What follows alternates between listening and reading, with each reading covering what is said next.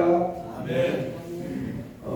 내일은 우리가 그렇게 준비하고 기다리던 이제 세븐예배 감사 예배드리는 날이었습니다.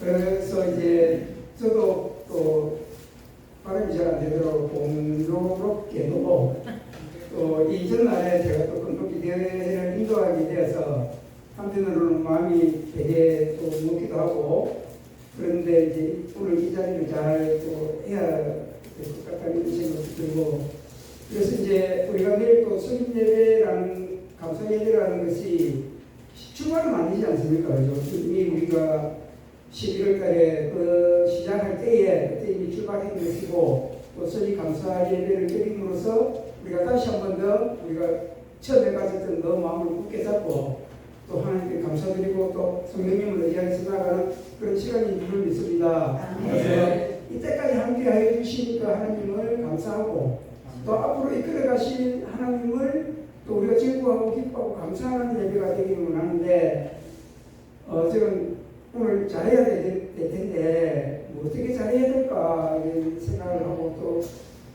이런 시점에서 어떤 말씀을 전할까 아주 많은 이런 생각이 있었는데, 이 생각, 저 생각, 이 말씀, 저 말씀이 떠오르는데, 뭐까지 그냥 제 마음을 사로잡았던 말씀이고, 오래전부터 또 생각해왔던 그런 말씀이어서 한번 오늘 같이 은혜를 나누시면 좋겠다 싶어서 말씀을 준비하였습니다.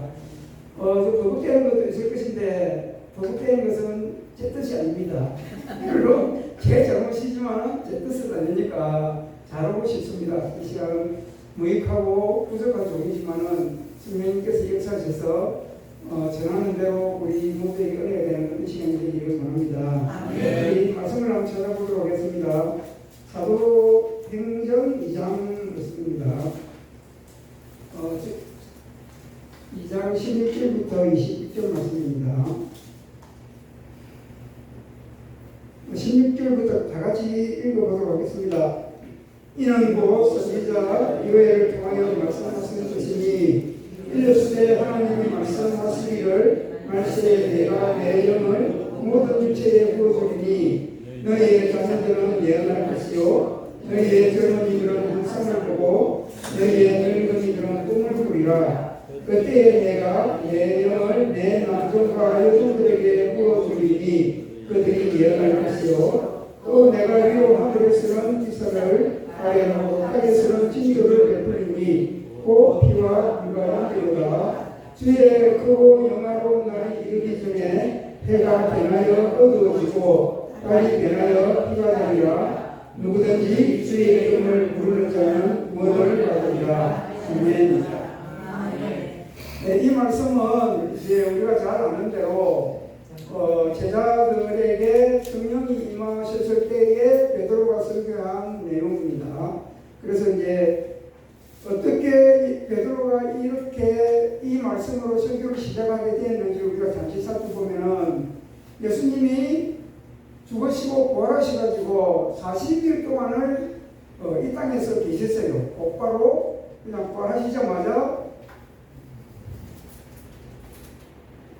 그냥 하늘나라로 올라가시면 되는데 40일 동안 계셨다는 겁니다. 그래서 40일 동안 계시면서 이유가 있었다는 거죠. 그냥 그 이유는 뭐냐면 우리가 사도행전 1장 3절을 보면은 이 땅에 거하시면서 예수님 당신이 직접 자기가 살아 계신 것을 제자들에게 보여주시고, 또 같이 생활하시면서 하나님 나라를 이야기하셨다는 겁니다. 그리고 우리가 잘 아는 대로 제자들에게 예루살렘을 떠나지 말고 내가 공부한 것을 기다려라. 하나님에게 부탁해서 성령님을 보내주실 것이니까 그것을 기다리라고 말씀하시고 구름 타고 하늘로 가셨다는 것입니다.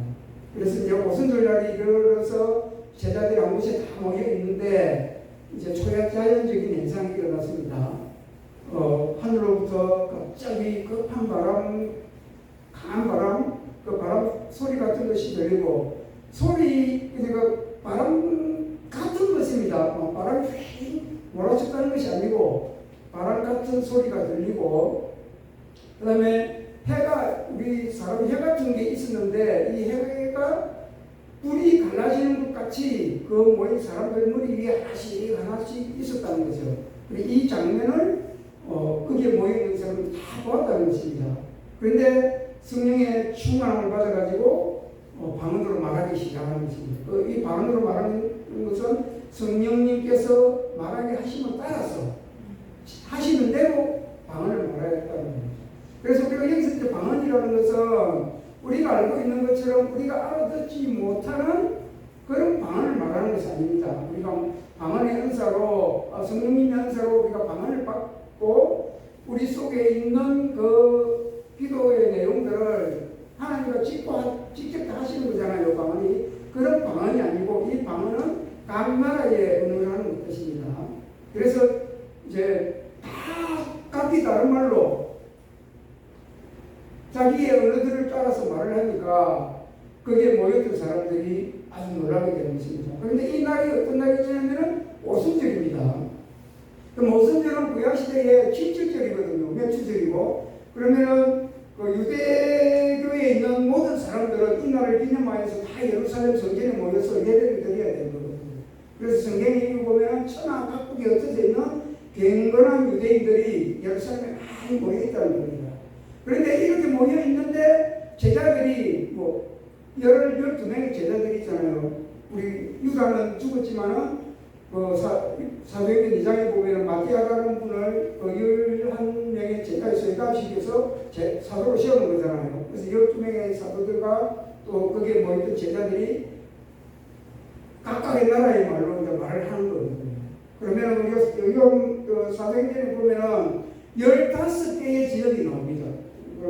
이 장에 보면은 대표적으로 바데인, 메데인, 엘라민, 메소포다미아, 유대와 가파도키아 이렇게 쭉 해서 15개의 지역에 흩어져 있던 유대인들이 예루살렘의 성전에 모였겠죠. 예배드려야 되니까 성전에 모였는데 이 제자들이 자기가 사는 동네에 나라의 말로 이야기를 하는 겁니다. 그러니까 아주 신기하고 놀랍게 여기는 거죠. 왜냐하면 이 사람들이 갈릴리 사람이라는 것을 알거든요. 그리고 갈릴리가 어디냐면 전동네거든요. 예루살렘은 도시고, 그렇게 지금으로 치냐면은 서울이 아니고, 마산하고도 합성도 자기에 사는 분들이라는 겁니다. 바닷가에서 고기를 잡고, 개호 3년 동안 예수님 따라다니던 거 다 아는데, 이 사람들이 세계 각국에 흩어진 적도 없고, 학원에 가서 외국말을 배워본 적도 없는 사람들이 갑자기 자기가 사는 그 나라의 말로 말을 한다는 거죠. 그래서 놀랄 수밖에 없었고, 그래서 그런데 희한하게도 말은 다 다른데 내용은 같다는 겁니다. 성경을 보면 다 어떤 내용이냐면 하나님의 큰 일 행하신 것을 다 이야기하고 있다는 겁니다. 그래서 이 사람들이 놀랍게 여기기도 하고 당황하기도 하면서 우리가 아는 대로 야 저것들 봐라 아침부터 세수를 취해가지고 이상하게 됐다. 이게 상식적으로 안 맞잖아요. 세수를 취한다고 말이 나오는 것도 아닌데 하여튼 이게 여기에 모여있던 사람들은 야, 이 사람들이 세수를 취했다고 조롱을 하는 상황까지 오게 된 겁니다. 그래서 이제 이 사도 베드로가 이런 상황에서 설교를 하기 시작한 것입니다. 잘 들어봐라. 지금 시간이 제3시다. 아침 9시인데 누가 이 시간에 술에 취해가지고 다니는 사람이 어디니? 우리는 세수에 취한 것이 아니고 하나님이 예전에 요엘 선지자를 통해서 하신 말씀이 지금 이루어진 것이다. 그렇게 말씀하시면서 전하면서 하나님이 말씀하시기를 오늘 우리가 본문으로 읽었던 이야기를 들려준다는 겁니다. 그래서 확실한 것은 무엇이냐면 오늘 우리가 읽었던 본문은 성령이 우리한테 임하는 우리 심령에 임하는 그 순간 역사적인 순간입니다. 맞죠? 그런데 이것이 그냥 된 것이 아니고 하나님이 이전에 요엘 선지자를 통하여서 주신 언약의 말씀이라는 겁니다. 이 요엘 선지자는 예수님이 태어나기 전에 성경에 이렇게 찾아보면은 성경에는 기록이 되어 있지 않지만 학자들이 추정하는데 적어도 900년 전이라는 말도 있고 600년 400년 전이라고 이렇게 이야기하는 분들도 있는데 어쨌든 그 오래 전에 요엘 선지자를 통해서 언약하신 그 말씀이 이루어졌다는 것입니다. 그리고 우리가 성경책이 펴져 있습니까? 네.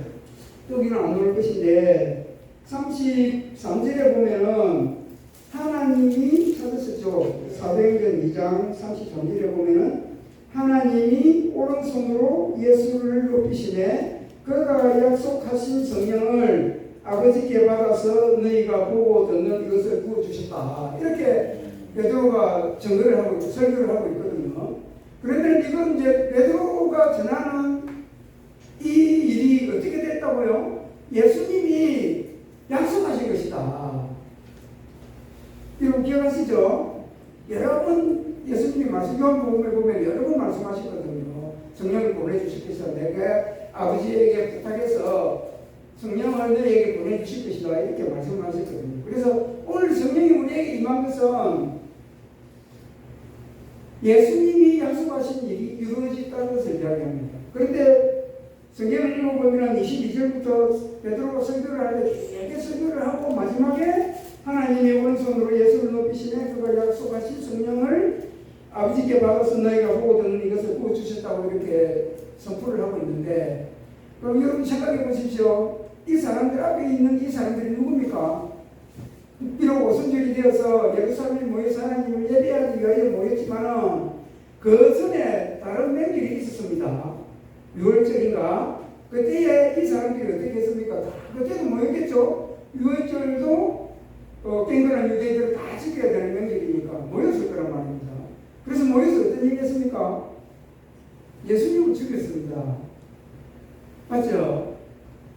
살려달라는 빌라도, 죄가 없다는 빌라도의 말을 무시하고 죽어야 마땅하다. 이 사람들이 오래오래 꽉꽉 지르고 바라바를 살려줄까, 예수님을 살려줄까 이렇게 하는 빌라도의 말을 바라바를 살려주고 예수님 죽이라고 오래오래 껌을 지르던 사람이 이 사람들이라니까요. 그러니까 이 사람들 앞에서 베드로가 뜬금없이 이유도 없이 예수님이 약속하신 성령이 우리에게 오신 것이다, 약속하신 것이다 라고 이야기하면 이 사람들이 믿겠습니까? 아무도 안 믿을 거지요. 말도 안 된다. 예수님이 벌써 우리가 손으로 해치운 사람이고 너희들이 비록 이야기하기로는 3일 만에 뭐 살아나셔가지고 부활하셨다는 이야기를 듣는데 그것은 한간에 떠도는 소문일 뿐이고 당신들이 지어낸 소문일 뿐이지 않느냐. 무슨 하나님이 예수님을 살리셨다는 말이고 이렇게 나올 거잖아요. 여기서 베드로가 자꾸 이야기하고 또 이야기해봤자 이건 뭡니까? 개돼지에게 진주 던지는 거나 마찬가지란 말입니다. 그래서 베드로가 앞에 장하게 설명합니다. 이스라엘 사람들아 들으라. 너희도 아는 바와 같이 하나님께서 여러 가지 표적과 기사와 이적으로 예수님에게 권능을 주셔서 그 권능으로 예수님이 일하게 하셨는데 이것은 하나님이 하신 것을 증명하는 것이고 너희들이 죄 없는 사람을 이방인의 손에 밀려가지고 죽게 했는데 하나님이 그를 갖다가 사망에 메어줄 수가 없고 부활하시게 하셨고 이 부활하신 예수님을 하늘로 올리셨다. 우리라는 것을 설명을 하시는 것이죠. 그러면 뭐가 증거가 됩니까? 예수님이 그리스도라는 게 증거가 되는 겁니다. 하나님이 인정하신 분이다. 하나님이 기름 부으신 분이다. 하나님이 하늘로 데리고 가신 분이라는 것을 증거하기 때문에 예수님이 주가 되고 그리스도가 된 것이거든요. 이렇게 장황하게 설명하고 이 예수가 약속하신 분이 성령님이시다. 그 성령님이 오늘 우리에게 임하셔서 이런 일이 일어나고 우리가 방언을 말하게 된 것이다 라고 이야기하고 있습니다.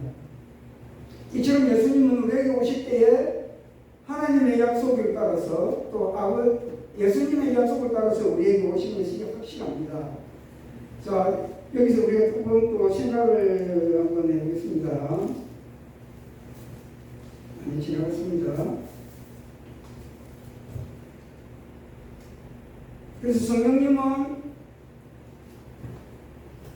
하나님이 증거하시는 분이고 예수님이 증거하시는 분이고 성령님이 자신이 자신을 증거하십니다. 베드로의 설교를 통해서 자신이 성령님을 증거하시는 것이죠. 요한복음 우리 14장 16절 17절을 한번 보도록 하겠습니다.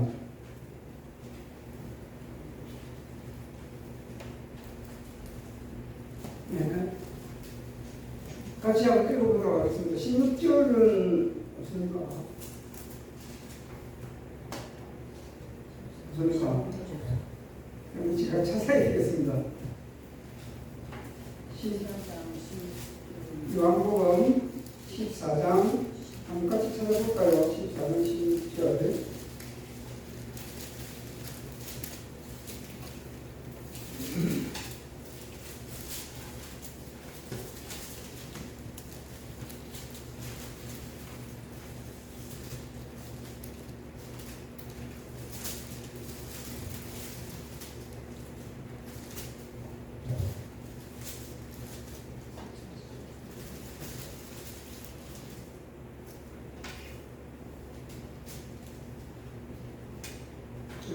찾으셨죠? 제가 읽어보겠습니다.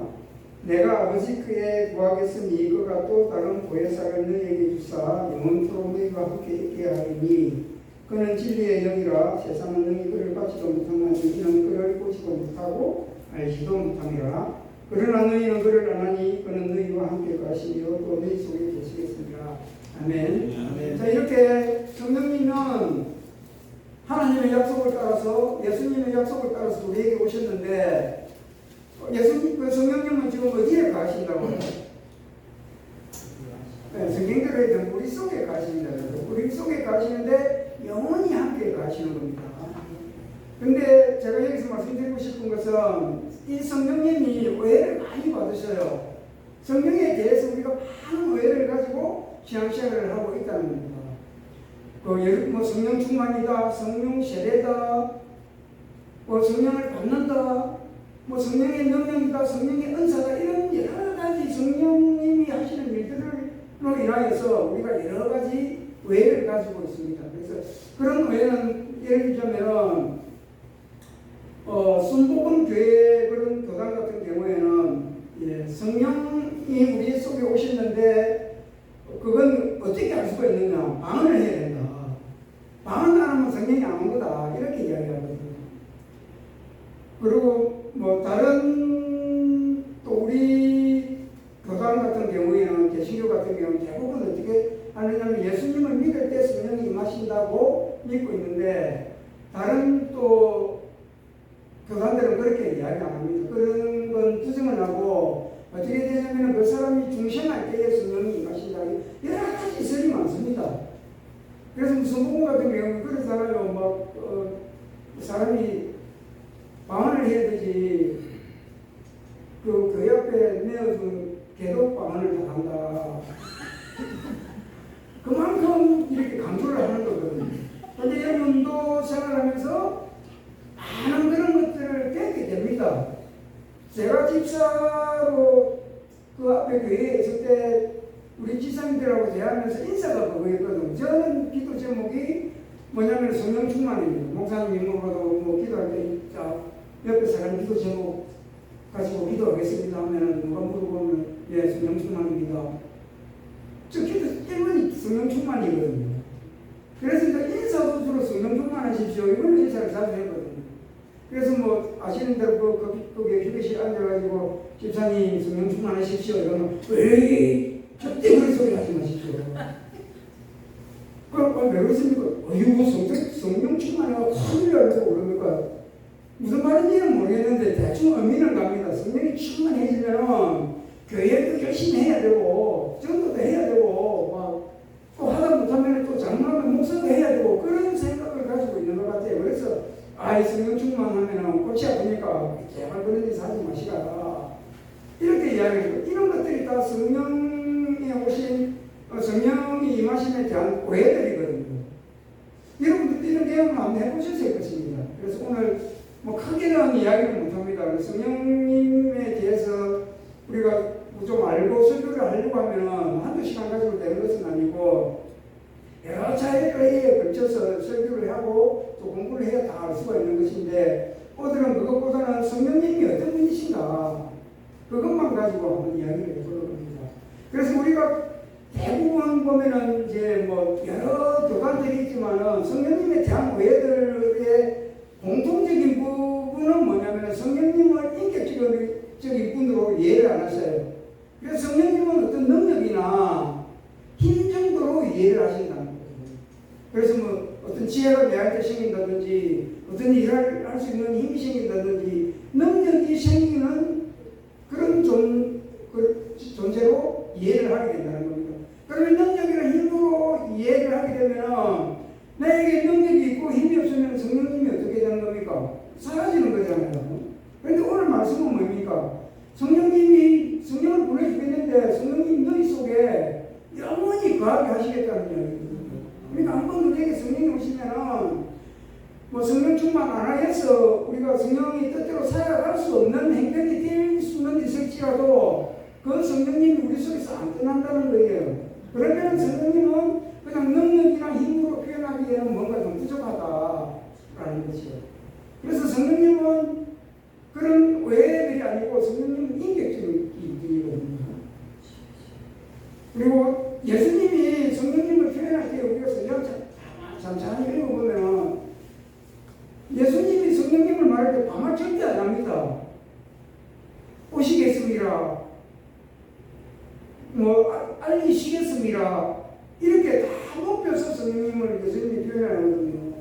그러면 여러분 문제 하나 내겠습니다. 물어보겠습니다. 하나님 백이라고 생각해 봅시다. 백. 그러면은 예수님은 한 90 정도 됩니까? 네. 그럼 성령님은요? 네. 아, 할렐루야. 우리 지도인들 화이팅입니다. 그렇거든요. 그러니까 하나님이 백이면 성부 하나님이 백이면 예수님도 백이고 성령님도 백이라는 거죠. 동의하신 분이라는 거예요. 네. 그러니까 그 하나님 성부 하나님께 있는 그 영광과 존귀와 위엄과 사랑과 그런 모든 것들이 성령님도 똑같이 동일하시다는 것이고 하나님께 있는 능력이나 권능이나 힘은 그것도 마찬가지로 성령님도 동일하시다는 것이고 하나님께 있는 은혜와 사랑도 성령님께 동일하게 있다는 것이거든요. 그러니까 하나님이 우리를 대하시는 그 모든 은혜들과 사랑들도 똑같이 성령님은 우리에게 대하시는데 그런데도 불구하고 우리는 오해를 해서 성령님을 하나님보다는 성부 하나님보다는 좀 못하신 분, 좀 낮으신 분, 뭐 지게 당하고 좀 더 당하시는 분으로 이해하는 사람들이 많이 있다는 겁니다. 절대 그렇지 않다는 것이죠. 그래서 이것은 뭐 제 의견이 아니고 여러분도 알다시피 성경에 그렇게 기록되어 있습니다. 네. 예수님은 하나님의 이름으로 보내심을 받았습니다. 맞죠? 그럼 성령님은 누구의 이름으로 오시는 건가요? 예수님의 이름으로 오시는 겁니다. 그러니까 기록되어 있습니다. 요한복음에 읽으면은 내가 아버지께 구해서 내 이름으로 아버지가 보내신 성령이라고 부르거든요. 그러면은 예수님의 이름이 예수님은 이름이 예수잖아요. 성자 예수님은. 그럼 하나님의 이름은 뭐가 되죠? 예수입니다. 그러면 성령님의 이름은 예수입니다. 그러니까 예수님이 아버지의 이름으로 왔고 성령이 예수님의 이름으로 왔는데 그 이름이 예수입니까? 세 분 다 이름이 예수입니다. 그런데 이제 예수의 이름에 의미가 있습니다.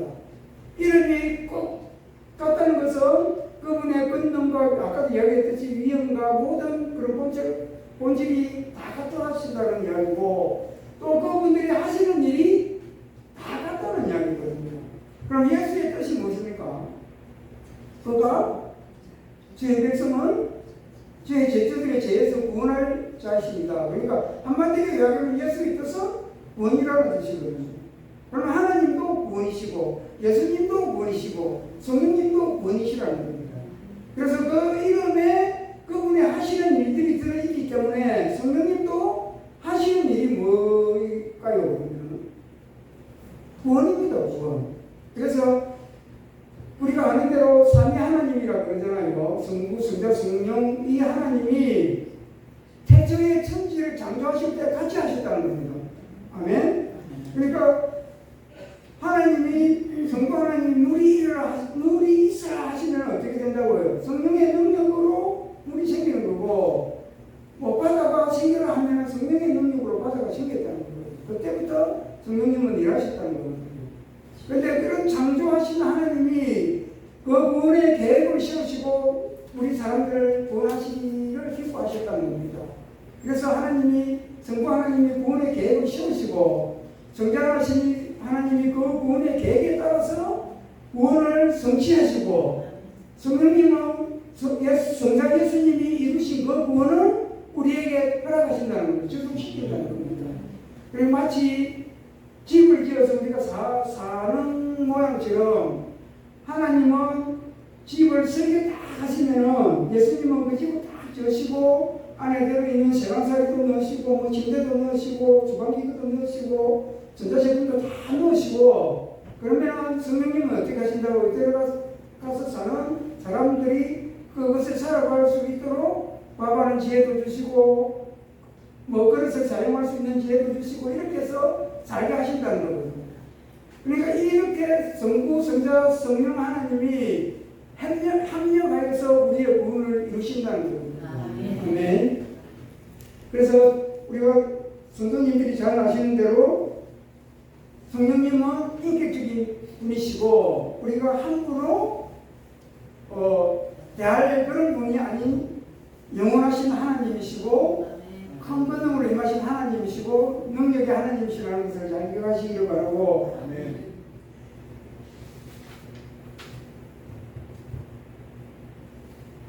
그런데 우리가 이제 또 오해하고 있는 것 중에 하나가 성령님이 오시면 어떤 일을 다 하실까? 그 설교를 다 한 것 같은데 우리가 이런 복음을 통해서 성령님이 우리에게 하시는 일을 한 번만 간단하게 한번 보도록 하겠습니다. 요한복음 16장 7절부터 쭉 한번 읽어볼 텐데요.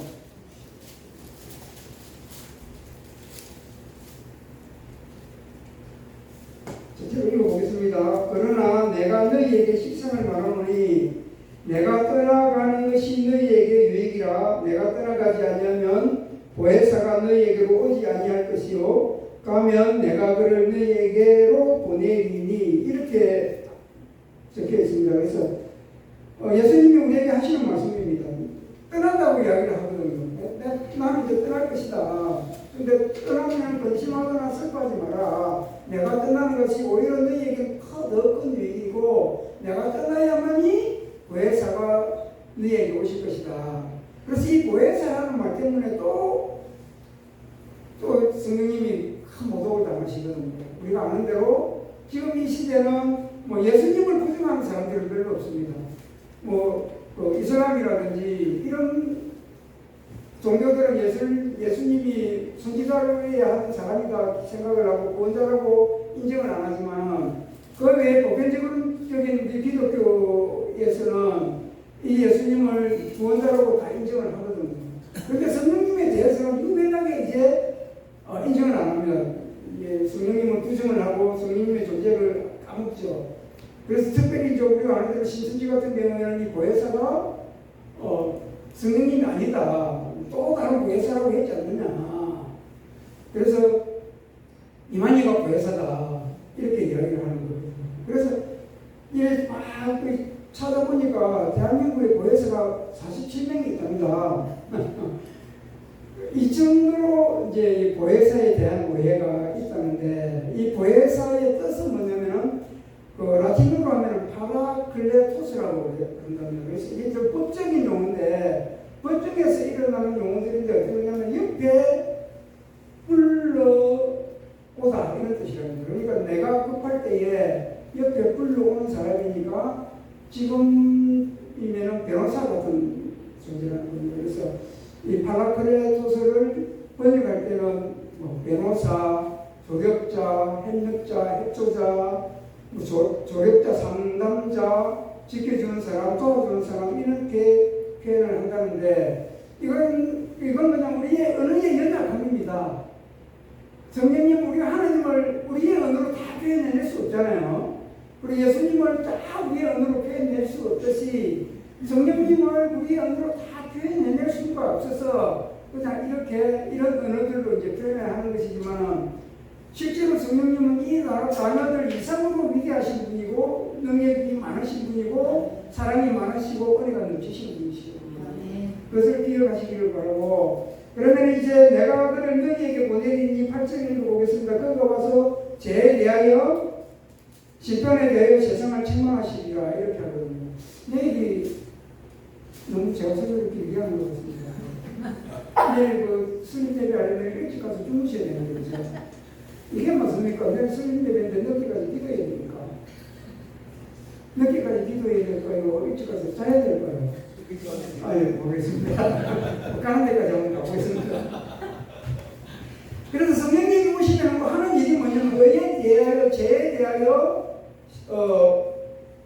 심판에 대하여 책망을 하신다는 거예요. 책망이라는 것은 어떤 뜻이냐면은 꾸짖어 깨닫게 하신다는 거예요.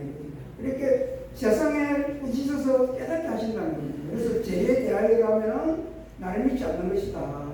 의에 대하여라면 내가 아버지께로 가니까 너희들이 다시는 나를 보지 못하는 것이다. 심판이라는 것은 세상 임금들이 심판을 받았다. 이 이야기는 어렵죠. 이해됩니까? 이해됩니까? 다 됩니까? 네. 그러니까 죄에 대하여라면 나를 믿지 않는다는 거예요. 믿지 않는 게 죄라는 겁니다. 그래서 성령님이 이 땅에 오셔가지고 세상 사람들에게 이게 이야기하면 세상을 책망한다 했거든요. 그러니까 죄인임을 선포를 하고 해결하게 만드는 겁니다. 우리가 다 그렇게 했잖아요. 먼저 우리가 알게 된 건 내가 죄인임을 깊이 깨닫게 되고 그리고 회개하게 되고 그래서 예수님을 만나는 거거든요. 구원을 얻는 거거든요. 그래서 우리가 사도행전 베드로의 설교를 뒤에 읽어보면 그렇게 되어 있습니다. 그 사람들이 막 해결합니다. 우리 너희들이 예수님을 죽이지 않느냐 그러니까 형제들하고 우리가 일을 어떻게 하고 이렇게 막 안타나자고 이렇게 베드로가 형제들아 회개하고 제사를 받으라고 그러잖아요. 이게 이제 죄에 대해서 성령님이 하시는 일, 강력하게 죄를 선포하고 회개를 촉구하는 것이 성령님이고 우리도 그 성령님의 은혜로 죄에서 구속감을 얻었다는 것이고 그리고 의에 대하여라면 내가 아버지께로 간다는 이야기를 뭐냐면 예수 그리스도만이 우리의 의라는 겁니다. 예수님이 그 구원 사역을 통해서 우리의 의를 다 이루셨다는 겁니다. 우리는 육신이 연약해서 율법이 요구하는 그 의를 이룰 수가 없지만 예수님은 육신의 모양으로 죄의 모습으로 우리에게 오셔서 그 율법의 요구를 다 이루시었기 때문에 구원을 완성하시고 하나님께로 가셨다는 거예요. 그래서 우리가 의롭게 되는 것은 우리의 뜻뿐이 아니고 예수님의 그 구원의 은혜 때문에 우리가 의롭다함을 얻었다는 것이고 그것을 강력하게 성령님은 선포하신다는 거고 세상 임금이 심판을 이미 받았다. 세상 임금이 누굽니까? 마귀입니다.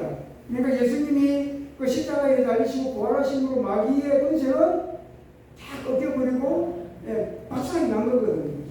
그뿐만 아니고 예수님은 심판을 하시는 분이니까 우리가 아는 것처럼 영원한 심판주입니다. 다시 오시면 심판을 하실 것이고 마귀가 아직까지는 우리에게 원수가 되어서 우리를 유혹하고 미혹하고 예수님께 떨어지려고 온갖 술수와 개그를 다 꾸미되지만 마지막 예수님이 재림해서 이 땅에 오셨을 때는 그 마귀는 심판을 받고 영원한 불못으로 떨어지게 사망가대로 다 떨어질 수밖에 없는 존재랍니다. 그뿐만 아니라 마지막 예수님이 심판하실 때 우리는 그 심판에서 어떻게 됩니까? 심판하고 아무 상관이 없습니다. 맞죠? 이미 우리가 믿고 영생을 얻었기 때문에 심판을 받을 이유가 없습니다. 그래서 우리가 영생에 이르도록 예수님은 지금도 예수님이 이루어놓으신 그 구원의 은혜들을 성령님은 물붓듯이 우리에게 부어주시는 겁니다. 지혜도 주시고 능력도 주시고 예배하게 하시고 말씀을 깨닫게 하시고 기도하게 하시고 우리가 죄를 깨닫게 하게 하시는 겁니다. 그리고 우리의 잘못을 뉘우치게 하게 하시고 새 생명을 주시고 기쁨을 주시고 이렇게 성령님이 우리를 이끌어 가신다는 이야기죠. 그러니까 예수님이 이루어놓으신 그 구원의 일들을 성령님은 끊임없이 우리에게 허락해 주시고 이끄신다는 것입니다. 할렐루야. 아멘. 이제 마지막으로 한 말씀만 하겠습니다. 그냥 많이 통화해 볼게요. 지난번보다 많이 줄였는데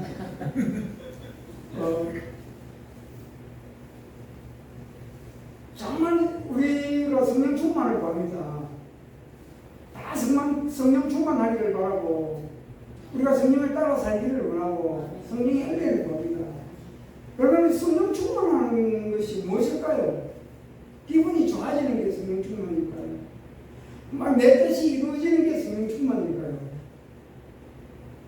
한번 우리가 깊게 생각해 보셨으면 좋겠는데, 예수님은, 성령님은 우리를 예수님께로 인도합니다. 그는 지기의 영이니까 모든 것을 기억나고 생각나게 하시고, 그 성령님은 예수님께 받은 것, 들은 것을 가지고 예수님의 것을 가지고 받아낸다고 말씀하셨거든요.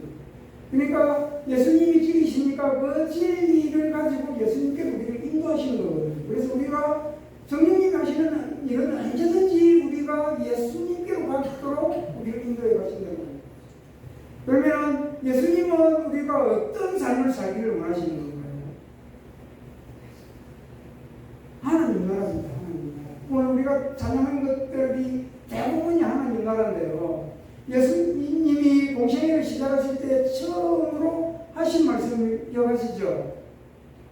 천국이 가까웠으니까 회개하라 이런 이야기잖아요. 그리고 사도행전을 보면 예수님이 아까도 말씀드렸지만 40일 동안 이 땅에 계시면서 하신 말씀이 뭐라고요? 하나님 나라에 가는 것이거든요. 그리고 사도 바울이 사도행전 제일 마지막에 보면은 사도 바울이 감옥에 갇혀가지고 한 일들이 일어나는데 그 일이 무엇이냐면 하나님 나라를 전파하고 예수 그리스도에 관한 모든 것을 거침없이 담대하게 가르치더라 이렇게 해서 사도행전이 끝나는 것이거든요. 그래서 신약 성경 하나님의 말씀에 간통하고 있고 하는 것은 뭐냐면 하나님 나라거든요. 그러니까 하나님이 우리에게 오시면 뭐냐면 하나님 나라를 임하시는 거예요. 주기도문 할 때도 우리가 그러잖아요. 나라에 임하시고. 그러니까 하나님 나라가 임했다는 것은 무엇을 이야기하는 겁니까? 하나님의 통치가 시작되었다는 거예요. 그러니까 우리가 지금까지는 마귀에게 동석돼서 마귀의 통치를 받고 살았는데 이 구원이라는 것은 그 흑암의 나라, 마귀의 나라에서 우리가 하나님의 나라로 옮겨진다는 거예요. 그러면 하나님 나라가 제일 중요합니다. 우리 찬양도 하잖아요. 다 빼앗기도 하나님 나라를 빼앗기면 안 되는 거거든요. 그리고 우리가 열심히 신앙생활하는 것도 뭐 때문입니까? 하나님 나라 때문에 그렇습니다. 그러니까 하나님 나라를 가장 강력하게 선포하고 표현해내는 성경이 어디입니까? 요한계시록입니다. 요한계시록은 처음부터 끝까지 하나님 나라에 의해서 일어나는 그 장면들을 다 드러낸 것 아닙니까? 그러니까 우리에게 중요한 것은 사회에 성공하는 것도 아니고 우리 성도들에서 내가 멋지게 살아가는 모습도 아니고 하나님 나라입니다. 하나님 나라는 성령 안에서 의와 평강과 희락이라 로마서에 나오는 말이거든요. 그러니까 하나님 나라는 평강으로 오는 나라고 하나님 나라는 의로 오는 나라고 하나님 나라는 기쁨으로 오는 나라입니다. 지금 내가 하나님 나라에 있다고 하면은 나는 의로 살아야 되는 것이고 내가 지금 하나님 나라를 위해서 하나님 나라를 통치하신다고 하면은 예수님이 주시는 그 평강으로 나는 가르쳐야 된다는 거예요. 하나님 나라가 내게 임했다는 것은 내가 슬퍼하는 것이 아니고 억울해하는 것이 아니고 예수님이 주시는 기쁨으로 충만해야 되는 겁니다. 예수님이 말씀하셨잖아요. 내가 너에게 평안을 주노라. 내가 너에게 기쁨이 충만하게 하게 합니다. 이런 나라가 하나님 나라거든요. 그리고 하나님 나라, 천국 이렇게 하니까 여러분들이 헷갈리는 것 같은데 하나님 나라가 곧 천국입니다. 그래서 천국은 유대인들이 하는 말이고 하나님 나라는 그냥 이방인들이 하는 말이거든요. 그래서 하나님 나라랑 천국은 똑같습니다. 우리가 가야 될 나라가 천국이고 지금 우리가 살고 있는 나라도 하나님 나라여야 됩니다. 우리가 하나님의 자녀이고 하나님의 백성이기 때문에 우리를 다스리시고 통치하시는 분이 하나님이시라는 겁니다. 그러면 성령 충만이라는 건 무엇입니까? 내 삶 속에서 내 신앙 속에서 하나님의 통치가 하나님의 다스리심이 완전하게 걷게 되는 것이 성령 충만입니다. 다른 것은 이상한 느낌 내 뜻이 요구가 이루어지는 것, 내 기도가 응답받는 것 이런 것도 물론 성령께서 하시는 일이지만 기본적으로 성령 충만이라는 것은 뭐냐면은 내가 하나님의 통치 아래 완전히 굴복당하는 것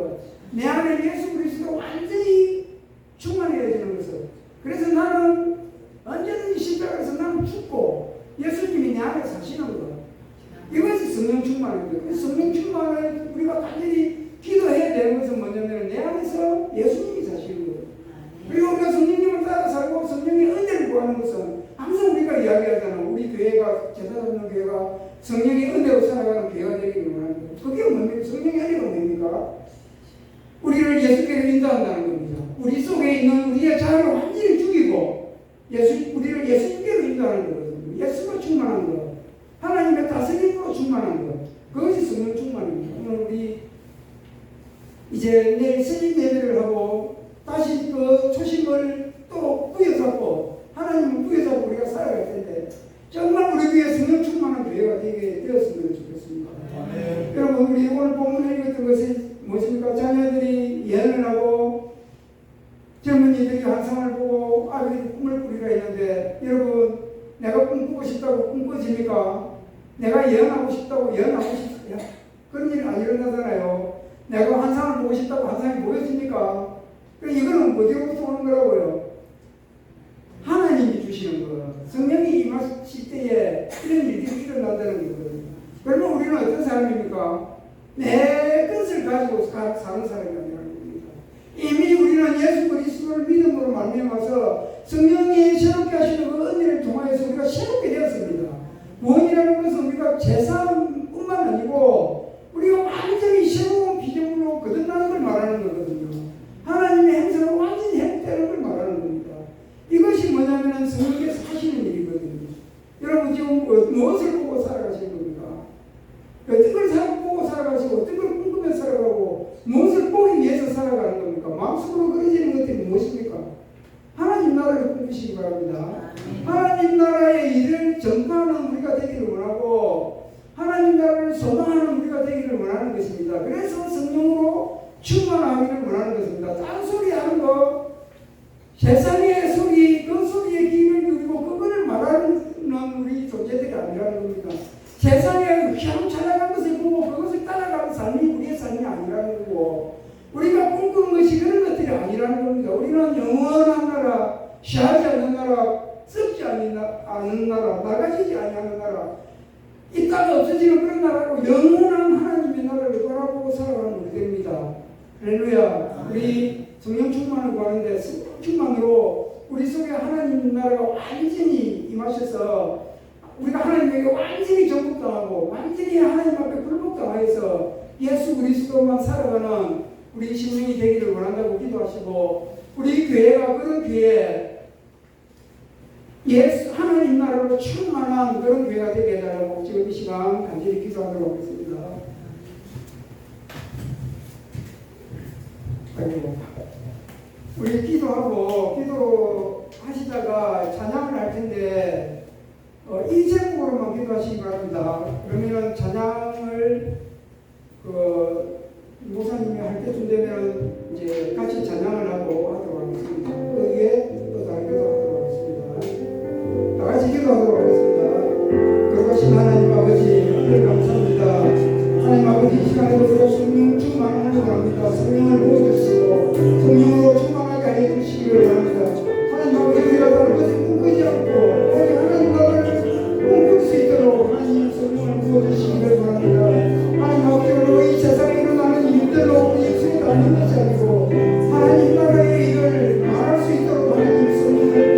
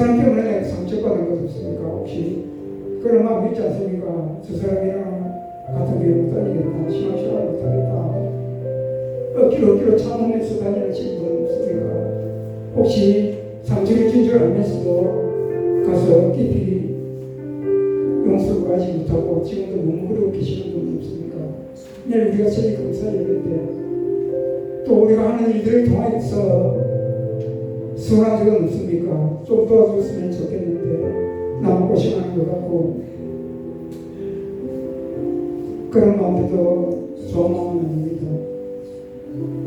아까도 이야기했듯이 하나님 나라는 성령 안에서 의와 평강과 해라됩니다. 다른 것은 다 보기에도 우리 안에 임하신 하나님 나라를 무너뜨릴 수 없습니다. 이런 작은 마음들이 하나님 나라를 무너뜨리고 우리를 깊은 절망 속으로, 깊은 슬픔 속으로 가두어버립니다. 이거는 우리가 하나님이 원하시는 것이 또 아니고 우리가 걸어가야 될 것도 아닙니다. 이 시간은 우리 주 안에 우리 하나 찬양하시면서 그런 마음들을 정리하시고 이 찬양이 끝나면 정말 마음을 성령님께 쏟아내어놓고 감사하는 것이 되기를 원합니다. 다 같이 찬양해 보겠습니다. 주 안에